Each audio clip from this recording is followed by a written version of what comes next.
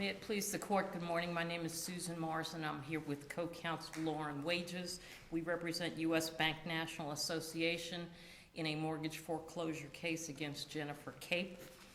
The posture of this case, Your Honors, is that the defendant filed a motion for summary judgment and/or a motion to dismiss without having filed an answer or any discovery having been taken. The court ruled on that motion, and frankly, despite the fact that the order is styled as a dismissal without prejudice because opposing counsel submitted evidence to the court, according to the rules and the comments to the rules, it has to be considered a summary judgment.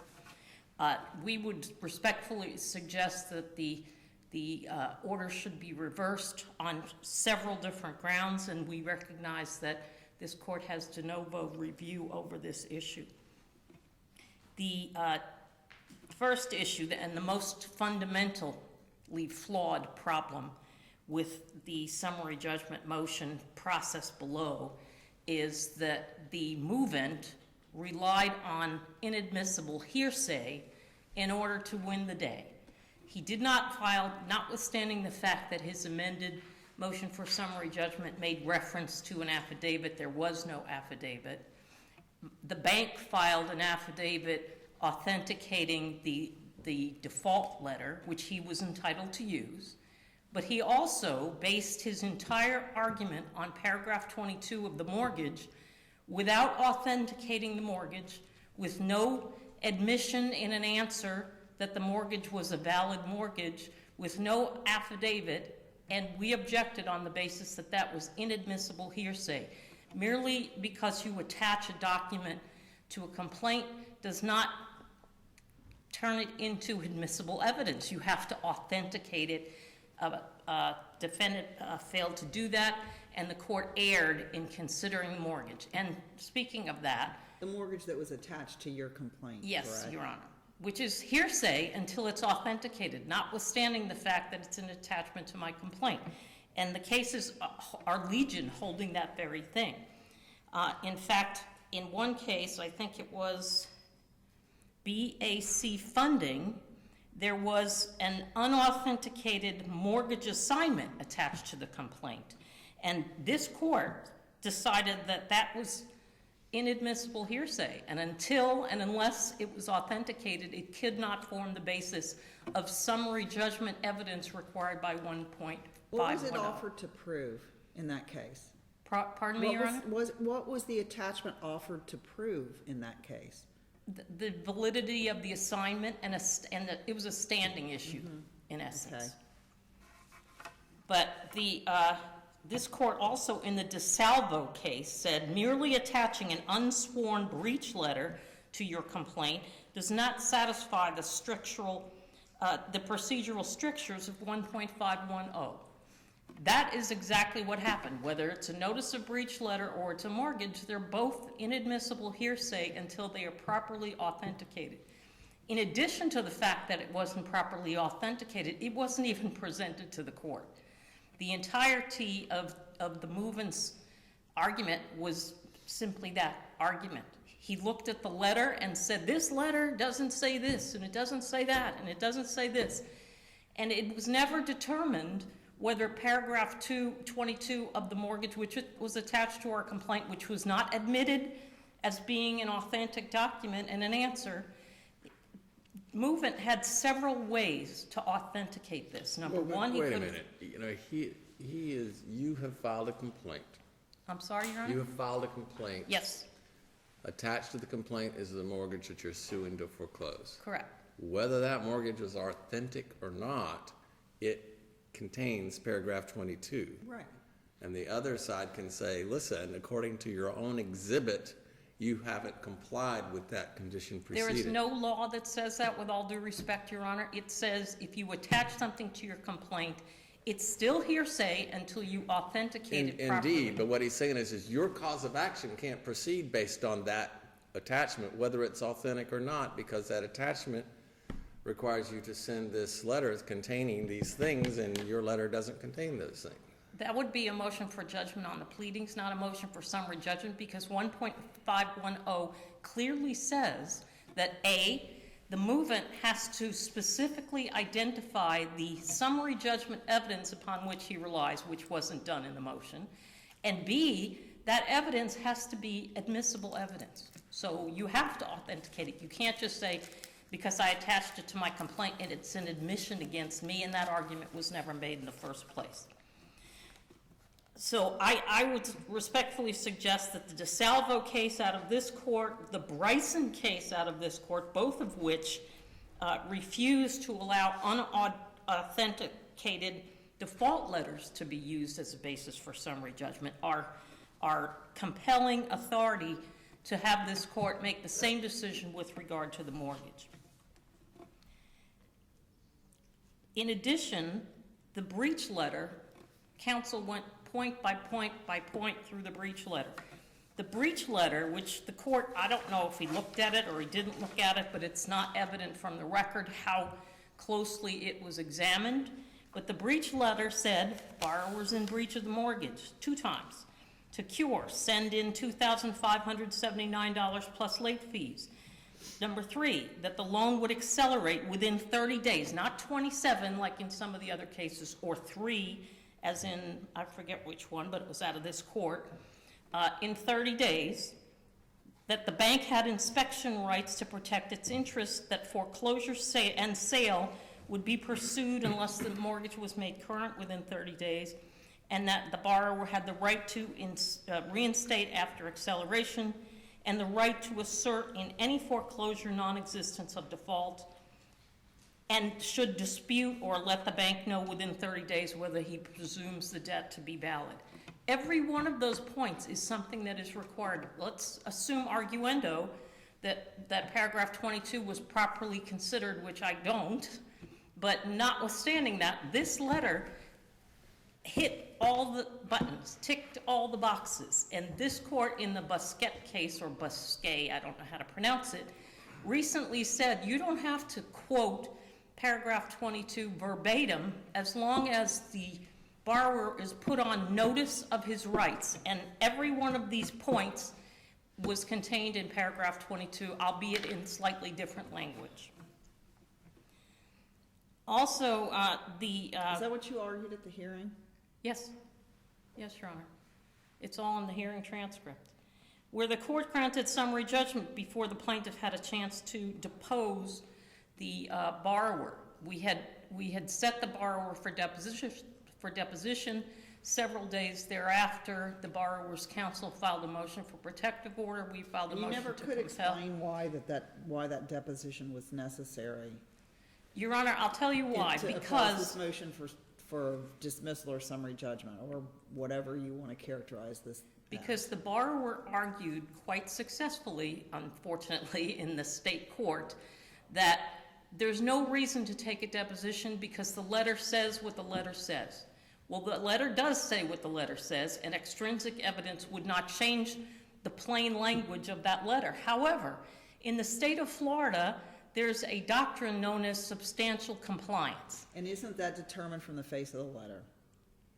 Whether it substantially complies. In yes. part, yes, Your Honor, but also in order to avoid an avoidance defense, which is what this borrower has been successful to do, we are entitled to take evidence from the borrower to determine whether he, A, got the letter, B, understood the letter, and C, has been prejudiced by the letter. That is the law in the state of Florida, and we were prohibited from doing that. This is not a situation like Congress Park, which is what counsel cites in his brief, where somebody waited until after motion for summary judgment was filed and set for hearing, and then they quickly propounded some discovery so that they could avoid the hearing. This depo was set for several months, and without a date, because counsel wouldn't give us a date. And then once we had, I will readily concede that this case moved way too slowly. It was 2011 during the height of the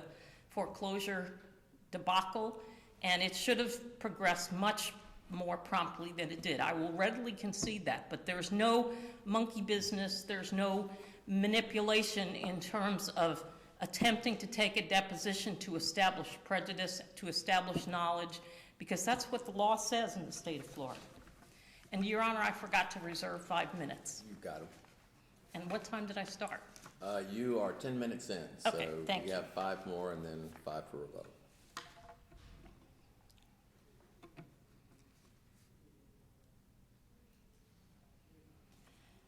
The other point that we raised in the brief is that when counsel for the bank got up to argue against summary judgment, he raised 2 points. One was procedural, related to his inability to depose the borrower prior to the summary judgment being heard, and he said, and secondly, to the extent you don't agree with me on point 1, I would like the opportunity to argue the substantive issues raised by the You move-in. just told me he did argue the substantive issues. Pardon me? In response to a question I asked earlier, you indicated he did argue the substantive Not- issues, so now I'm confused. Not thoroughly, Your Honor, because counsel raised a whole lot of issues that we wanted to address after the fact, and we're not permitted to do that. Well, okay. Go ahead.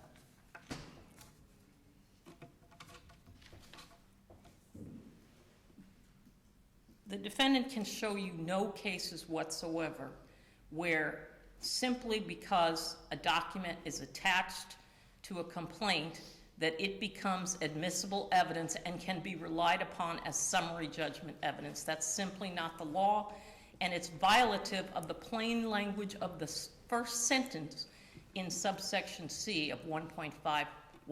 And your basis that it's not admissible evidence is that that it's hearsay, is that correct? It doesn't have to remain hearsay, Your Honor, No, but as I I'm said just trying to before, understand what your objection was to My it. objection You say it is- wasn't admissible because it was hearsay. because he Is- didn't take the opportunity to make it fit within an exception to hearsay, which he could have done one of 3 ways. Well, but if it's not hearsay, you don't need to do that, right? It is and- hearsay, But that's your position, correct? Okay, Correct. that's all I wanted to know. okay? May I proceed? Yeah. Counsel could have established the admissibility of the mortgage one of 3 ways. One would have been by answering the complaint and admitting that it was the actual mortgage that he was a party to. 2 would have been for him to have an affidavit authenticating it the proper way in accordance with the exceptions to hearsay rule. And number 3 would have been for him to ask the court to take judicial notice of it. He did none of the foregoing. Instead, just argued from the letter without even giving the benefit to the judge of having an authenticated piece of summary judgment evidence with which to compare it. And that is reversible error. If you just give me a moment and pardon me so I can make sure I didn't miss anything. Your Honors, also the issue of substantial compliance is one that is still kind of tenuous in the various circuits. In certain circuits, like the 5th DCA, they take a more strict compliance approach to compliance with conditions proceeding in the context of paragraph 22. I believe that this court in the Busquet case has moved away from that, if the court was ever so inclined, to say you don't have to have a verbatim letter, you don't have to quote it, there's no difference between a foreclosure proceeding and a judicial foreclosure in Florida. They're the same thing. And it would be a windfall, frankly, Your Honors, for a borrower to be able to benefit by keeping his house and not paying what he obligated to pay simply by nitpicking a letter. And I submit to you that that is not the law in Florida, that substantial compliance applies. That's been the law. Williston in contracts has stated that otherwise it would cause people to have a draconian result and cause someone to not get the benefit of their bargain if they were held to a strict compliance standard for condition precedent performance. And with that said, Your Honors, I would request that you reverse and remand for further proceedings. Thank you, Mr. Moore. Thank you.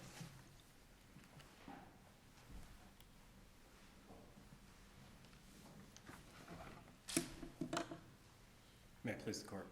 I'm Mark Stopa, counsel for the appellee. I feel like I should start this by clarifying the issues that are on appeal and the issues that are not.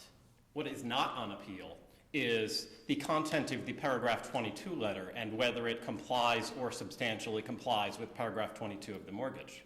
That issue, to answer Your Honor, Judge Kelly's question, was not argued below at all. In fact, the third issue in their initial brief was to say that there was some violation of due process based on their not getting to argue that below. Right. So they did not argue below the paragraph 22 issue, and they did not brief that in their initial brief at all. Their initial brief did not talk about substantial compliance or whether the letter complied or not at all. You don't get to raise that for the first time on reply or an oral argument, as my opponent's trying to do today. That is not an issue before you, whether that letter complies. The issues before you, that third issue, whether there was some violation of due process because they didn't get a chance to argue or were deprived of the opportunity to argue the content of the letter at the hearing, that transcript, the summary judgment hearing transcript, was 30 pages long. And my opponent had numerous opportunities to speak, began speaking at numerous opportunities. There was never an occasion where he indicated to the court, well, I have more to argue, or I didn't get to argue this, or anything like that. There was clearly no due process violation. So that argument for them, their third issue, is not a winner. Then the second argument, they try to say the mortgage is not authenticated, so it's hearsay. I just don't see that argument at all. Pleadings, a complaint, of course, is a pleading, and their mortgage, which has a paragraph 22 attached, is attached to their pleading under 1.110A. That's a pleading. And pleadings are summary judgment evidence under the summary judgment rule 1.510. It's as if, as I try to understand the argument there, they're trying to say, well, there might not, you didn't prove that there was a breach of this contract, or in other words, what's the issue of fact, right? What's the issue of fact? This is their own complaint. We're saying they didn't comply with paragraph 22 of their own complaint. Are they trying to say that there might not have been a breach of that contract, but there could hypothetically have been a breach of another mortgage, a different mortgage that didn't have a paragraph 22? Well, they didn't plead that. That's not in their complaint at all. So it's not like they pled two different mortgages, one which had a paragraph 22 and one didn't, or something like that. So it's like if you accept their position that there's an issue of fact here, then every plaintiff in every breach of contract case at summary judgment could simply say, well, there's still an issue of fact because you didn't prove there was a breach of this contract that we sued upon, but there might hypothetically be a breach of another contract that we didn't even sue upon. I submit that just doesn't make any sense, and that the reason they don't have any case law to cite on that issue is because none exists.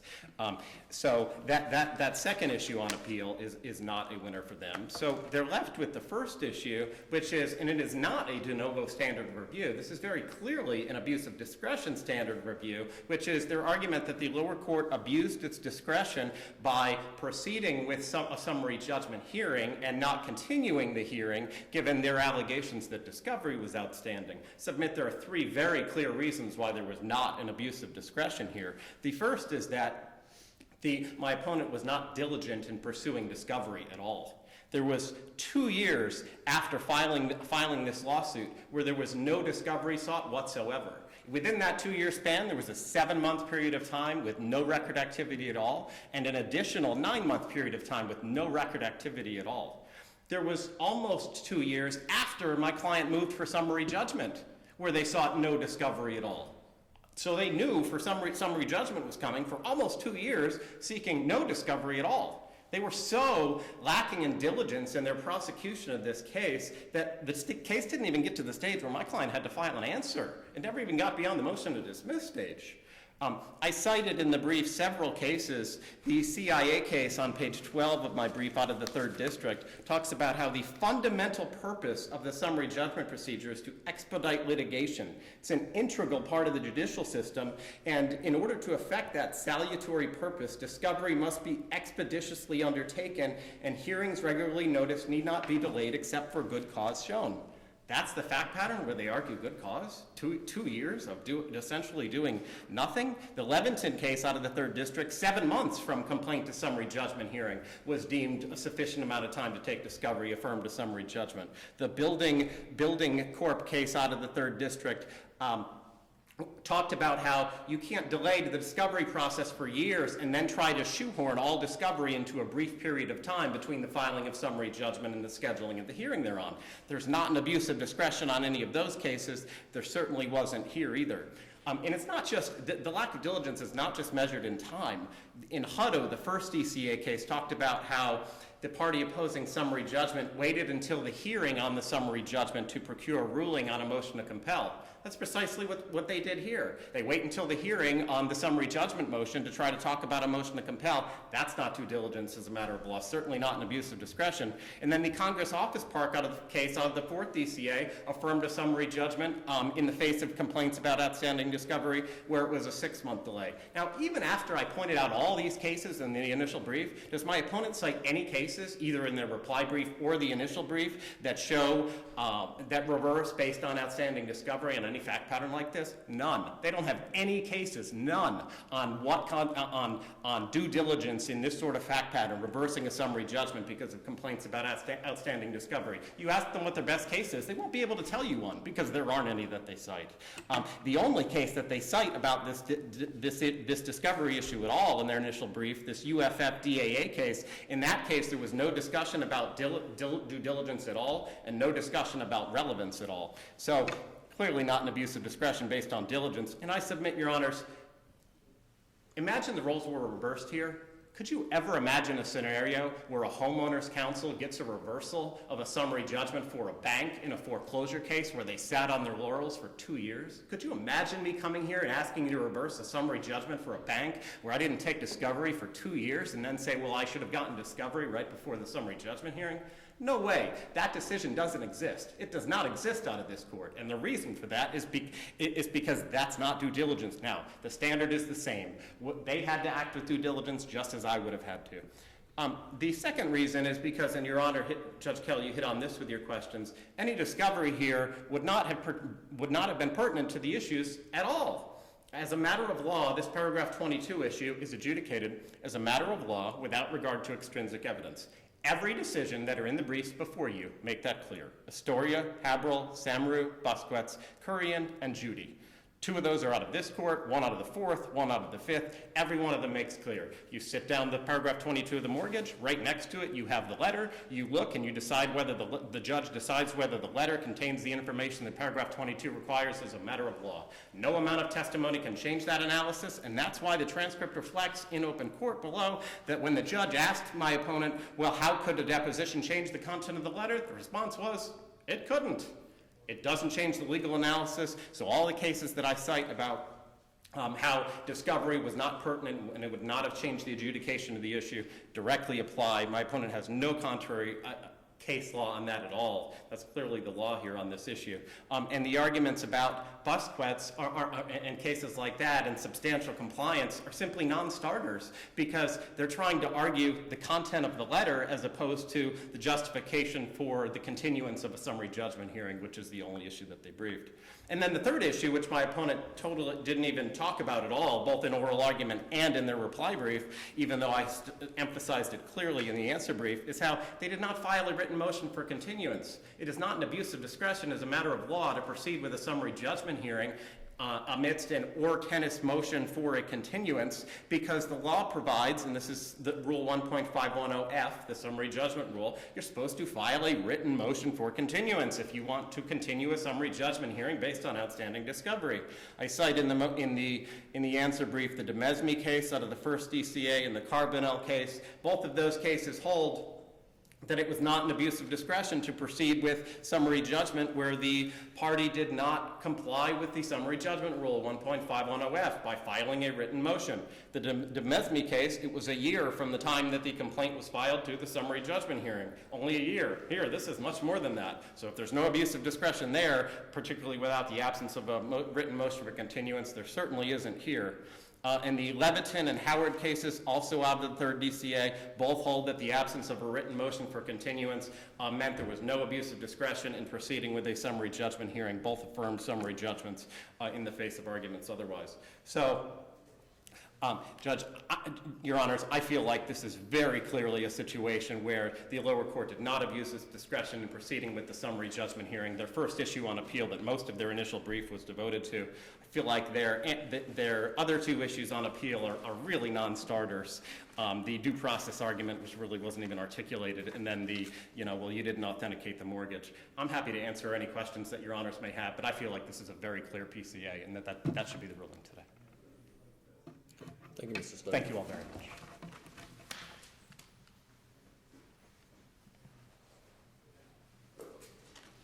Your Honor, my opposing counsel is putting the cart before the horse, and the reason he's doing this is to obfuscate the main issue, which is he did not comply with 1.510C. Why? Because he did not, quote, specifically identify any affidavits, answers to interrogatories, admissions, deposition, and other materials as would be admissible in evidence. That is a requirement of the rule. It didn't happen in the case of Mr. Stopa's client. And when he went outside of the pleadings to rely upon the affidavit of my client's business records custodian, which attached the breach letters, that was appropriate. But by going outside of those pleadings, he turned his motion to dismiss into a motion for summary judgment, and notwithstanding that, asked the court to enter an order of dismissal without prejudice. And the bottom line is, his argument, I conceded earlier that this case was not prosecuted timely.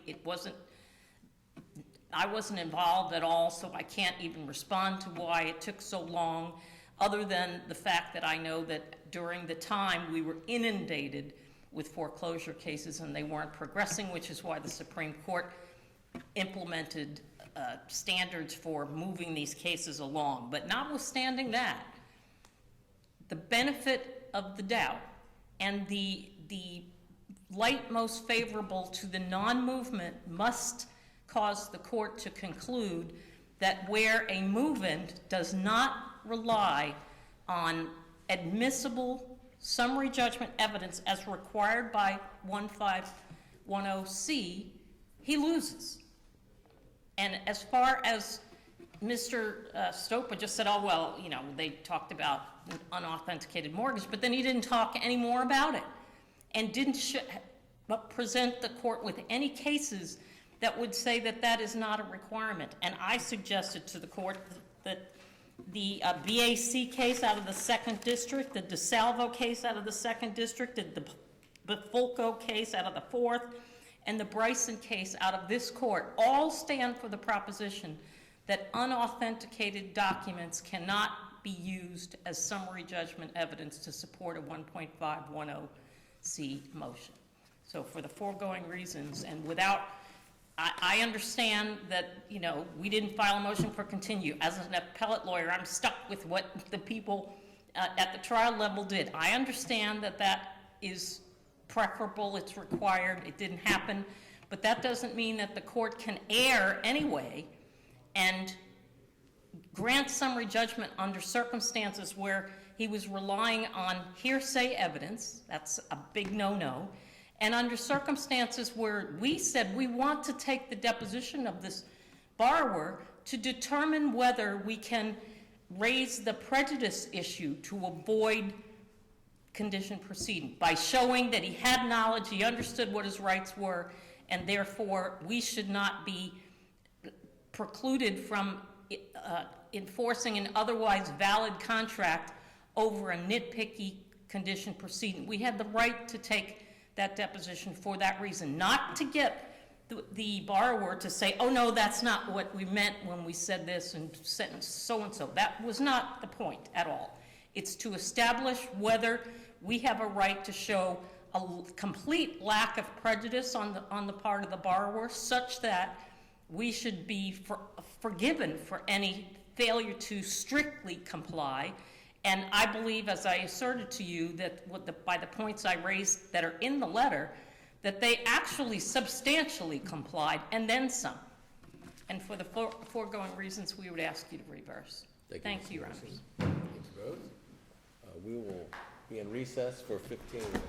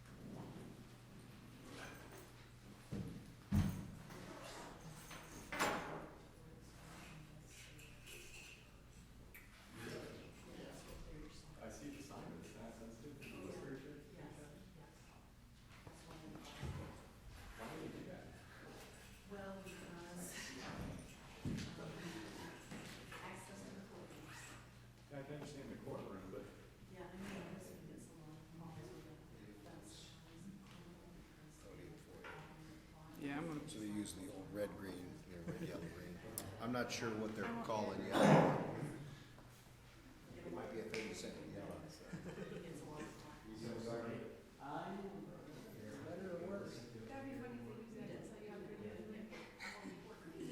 It's like the, It's like the approval meter. yeah, the poll and we were watching a debate. The lines. See, we move off of that, they've gone to red.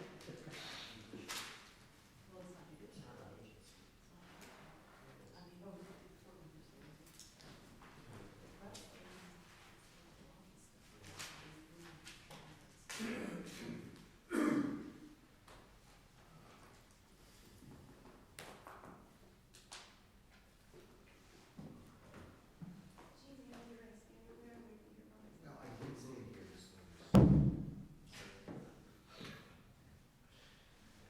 It's nothing personal.